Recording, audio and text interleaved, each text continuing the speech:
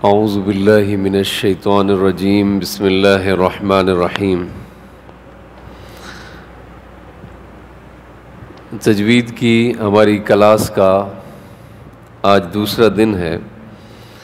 سب سے پہلے ہم کل کے سبق کا اعادہ کر لیتے ہیں، یعنی اس کو دہرا لیتے ہیں کہ کل ہم نے کیا پڑھا تھا۔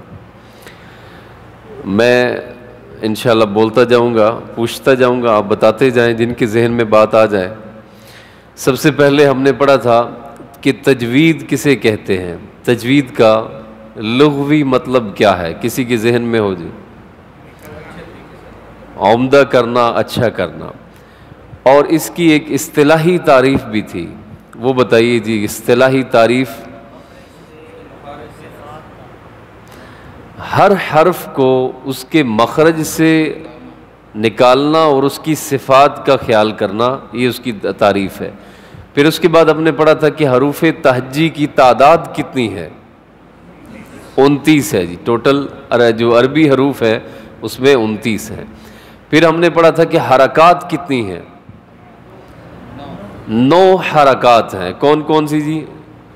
زبر، زیر، پیش، کھڑا زبر، کھڑا زیر اور الٹا پیش، 2 زبر، 2 زیر، 2 پیش، یہ 9 حرکات ہیں۔ اس کے علاوہ جو علامات ہیں وہ کتنی ہیں؟ 3 علامات ہیں۔ کون کون سی؟ ایک جزم اور ایک شد ہے اور تیسری مد، یہ 3 علامات ہیں۔ پھر ہم نے کیا پڑھا تھا جی؟ حرکات، زبر زیر پیش کی ادائیگی کیسے کرنی ہے، کہ کوئی ایک حرف ہے اس کے اوپر صرف زبر ہے، زیر ہے، پیش ہے، ہم نے کیا کرنا ہے؟ کھینچنا نہیں ہے، اس کو ذرا سا بھی لمبا نہیں کرنا، بلکہ با زبر با، با زیر بی، با پیش بو، یہاں۔ اور پھر ایک اور چیز کا بھی خیال رکھنا ہے ہم نے، کہ اس کو مجہول نہیں پڑھنا۔ مجہول جو لوگ پڑھتے ہیں اس سے معنی نہیں بگڑتے۔ معنی، کسی نے کہا جی الحمدو، معنی کے اندر کوئی تبدیلی نہیں آتی، لیکن قرآن پاک کے جو حسن ہے اس کے اندر کیا آ جاتی ہے؟ کمی واقع ہو جاتی۔ بعض لوگ پریشان ہو گئے جی ہم نے تو 2 ہی پڑھا تھا، یہ 2 والا مشکل کام ہے، تو کوشش کرے، کوئی زیادہ مشکل نہیں ہے، مجہول پڑھنے سے بچنا ہے۔ اس کے بعد کھڑا زبر، کھڑا زیر اور الٹا پیش، اس کے کیا کرنا ہے جی؟ اس کو ہم نے کھینچ کے لمبا کر کے پڑھنا ہے۔ اور پھر تیسرا کیا تھا جی؟ 2 زبر 2 زیر پیش، تنوین کا جو قانون ہے وہ انشاءاللہ آگے آئے گا تفصیل کے ساتھ۔ اس کے علاوہ ہم نے کیا پڑھا تھا جی؟ جزم کے بارے میں پڑھا تھا۔ جزم جب کسی حرف کے اوپر آتی ہے اس حرف کو ساکن کر دیتے ہیں، حرف پڑھا نہیں جاتا جب تک اس سے پیچھے والا حرف نہیں ملائیں گے، جزم والا حرف نہیں پڑھا جا سکتا۔ تو جزم کے ہم نے 3 اصول پڑھے تھے جی۔ پہلا اصول کون سا ہے؟ تو نرمی سے پڑھنا ہے جب کسی بھی عام حرف پہ آئے۔ اور پھر دوسرا کیا تھا؟ جب حمزہ کے اوپر آ جائے تو ہم نے اس کو جھٹکے سے ادا کرنا ہے۔ یہاں کتابوں میں لکھا ہوا ہے کہ اتنا جھٹکے سے نہیں کہ ناف ہل جائے۔ ناف کیا ہو جائے؟ بہت زیادہ جھٹکے سے نہیں، با کہ سامنے والا بندہ جو ہے وہ بھی، تو اس کو جھٹکا ہو لیکن ایک مطلب متانت کے ساتھ اس کی خوبصورتی برقرار رہے۔ اور تیسرا، جیسے اس کی مثال ہے بأسن، مثال ہے شأنن، ٹھیک ہے جی۔ اور تیسرا اس کا اصول کیا ہے کہ جزم جب کس پر آئے؟ حروف قلقلہ پر آئے۔ حروف قلقلہ کتنے ہیں جی؟ 5 ہیں، قاف، طا، با، جیم، دال۔ جب ان کے اوپر جزم آئے تو ان کی ادائیگی میں کیا ہوگا کہ ہم جنبش دیں گے، اس حرف کو ہلائیں گے، جیسے اقا، آواز ڈبل ہوگی، جیسے اطا، اب، اج، اد۔ سورہ اخلاص کے آخر میں ہر آیت میں آتا ہے احد، صمد، دال کو ہے، صمد غلط ہے، احد غلط ہے، احد، دال کو ہلانا ضروری ہے۔ یہ تیسرا قانون ہو گیا۔ اور اس کے بعد ہم نے پڑھا تھا تشدید کے متعلق، بعض لوگ اس کو تشدد پڑھ دیتے، تو تشدید کے بارے میں کیا ہے جی؟ کہ جس حرف کے اوپر تشدید آ جائے، شد آ جائے، تو ہم نے کیسے پڑھنا ہے؟ اس کو مضبوطی سے پڑھنا ہے، اس کو ڈھیلا کر، جیسے لفظ آتا ہے سورۃ الفاتحہ میں ایاک، اب اس کو اس طرح نہیں پڑھنا چاہیے ایاک نعبد و ایاک نہیں ایاک ایاک. اسی طرح جب شد آتی ہے آگے آخر میں دیکھیے غیر المغضوب علیہم ولا الضالین رکنا ہے آپ نے تاکہ لوگوں کو پتہ چل جائے کہ یہاں جزم نہیں بلکہ شد ہے.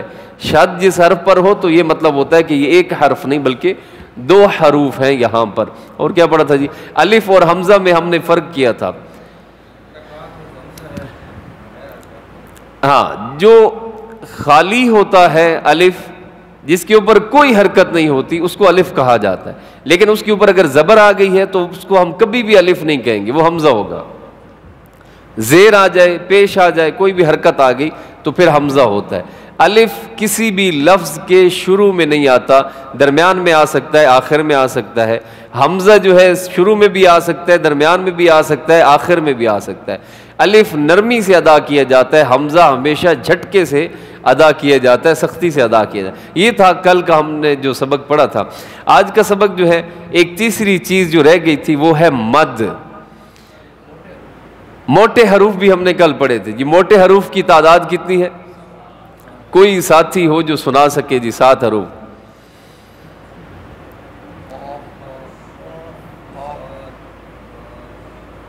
ٹھیک, عین نہیں ہے, غین ہے. ٹھیک ہے,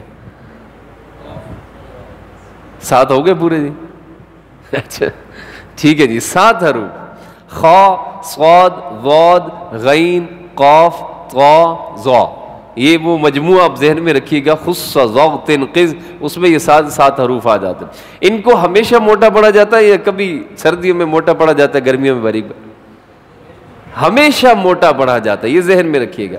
آپ اس کو جس وقت موٹا نہیں کریں گے یہ اسی وقت دوسرے حرف کے اندر تبدیل ہو جائے گا فوراً اس کے اندر. جیسے میں نے مثال دی تھی قلب, قلب قلب کا مطلب ہوتا ہے دل, لیکن آپ قاف کو تھوڑا باریک کریں قلب تو قلب کا مطلب ہوتا ہے کتا. تو ہمیں تو اس کا احساس نہیں. اگر ہم کسی کو عرب اہل زبان کو کہیں گے بھائی آپ میرے قلب میں رہتے ہیں, آپ میرے قلب میں رہتے ہیں, تو وہ کہے گا بھائی کہاں پہ مجھے ٹھہرایا ہوا ہے تم نے, ٹھیک ہے, مجھے کہاں رکھو, قلب میں, دل میں. تو آج جو ہم پڑھیں گے جی انشاءاللہ وہ ہے ہمارا سبق 7 حروف ہمیشہ موٹے پڑھے جاتے ہیں, لیکن 3 حروف ایسے ہیں کبھی موٹے ہو جائیں گے کبھی باریک ہو جائیں گے. اب ان میں سے جو سر فہرست ہے وہ ہے را. را کبھی موٹا ہو جاتا ہے اور کبھی را باریک پڑھا جاتا ہے. کب باریک ہوتا ہے کب موٹا ہوتا ہے یہ ہم نے پڑھنا ہے. یاد رکھیے جب را کے اوپر کوئی حرکت آ جائے, اوپر کون سی حرکات آتی ہیں؟ زبر بھی اوپر ہے, پیش بھی ہے, 2 زبر بھی ہے, 2 پیش بھی ہیں, یہ سب اوپر. کھڑا زبر بھی آ جائے گا, را موٹا پڑھا جائے گا. لیکن اگر را کے نیچے حرکات آ جائے, زیر بھی, 2 زیر بھی, کھڑی زیر بھی, را باریک پڑھی جائے گی. میں اس کی مثال دے دیتا ہوں. جیسے ذکر, ذکر, یہاں را کے اوپر حرکت ہے تو میں نے را کو موٹا کر دیا. میں اس کو اگر ایسے پڑھوں گا ذکر, ذکر, یہ غلط ہو جائے گا.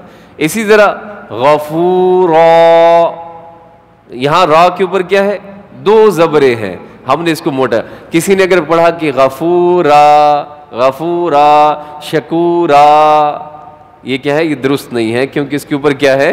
حرکت, اوپر حرکت ہے تو ہم نے اس کو موٹا پڑھا. ایک تو ہو گیا را, اس کی سمجھ آ گئی جی آپ کو؟ منیب بھائی کب را موٹا ہوگا؟ جب اس کے اوپر حرکت ہے. بعض دفعہ لوگ اس کو لمبا کر دیتے ہیں جی, را کے اوپر زبر ہوگا تو موٹی ہوگی. اچھا جی, بات پیش ہوئے تو کیا سی جی, پیش ہوگا تب بھی موٹی ہوگی. اچھا جی, 2 زبر ہو سیدھا پھر بھی موٹی ہوگی. تو بجائے آپ اس کو خلاصہ, اب اوپر جو بھی حرکت آ جائے را موٹی ہے, نیچے جو بھی حرکت آ جائے را باریک ہے. لیکن کبھی ایسا بھی ہوتا ہے کہ را کے نہ اوپر کوئی چیز ہوتی ہے نہ نیچے ہوتی ہے, بلکہ جزم آ جاتی ہے, جزم علامت آ جاتی ہے. تو وہاں پہ ہم دیکھیں گے اس سے پہلے والے حرف کے اوپر حرکت ہے تو را موٹی ہو جائے گی, اس سے پہلے والے حرف کے نیچے حرکت ہے تو را باریک ہو جائے گی. جیسے لفظ ہے بکر, بکر, اب اس میں را باریک ہے, اس سے پہلے ایک تو را بھی ساکن ہے، پھر پہلے حرف بھی ساکن ہے، پھر اس سے پہلے با کے نیچے زیر آگے. اسی طرح لفظ ایک اور جیسے کر، کر، یہاں پہ بھی را سے پہلے کاف کے نیچے زیر ہے تو را باریک ہے. اگر را آپ نے باریک کر دی ہے، اوپر زبر ہے، تو اس معنی میں تبدیلی کوئی نہیں آئے گی، لیکن یہ قرآن کا حسن بگڑ جائے گا. اب ایک بندہ پڑھ رہا ہے غفورا، معنی میں تو کوئی تبدیلی نہیں آئی، لیکن جو حسن ہے غفورا وہ ختم ہو جائے گا. ایک ہے را، کبھی موٹا کبھی باریک. دوسرا نمبر پہ ایک حرف ہے جو کبھی موٹا اور کبھی باریک ہوتا ہے، وہ ہے حرف لام. لام صرف ایک ہی صورت ہے جب لام موٹا ہوتا ہے، باقی ساری صورتوں میں لام باریک پڑا جائے گا. وہ کون سی صورت ہے؟ لفظ اللہ کے اندر جو لام آتا ہے. اگر لفظ اللہ کے اندر جو لام ہے اس سے پہلے والے حرف کے اوپر حرکت ہے تو یہ موٹا پڑا جائے گا، جیسے اللہ.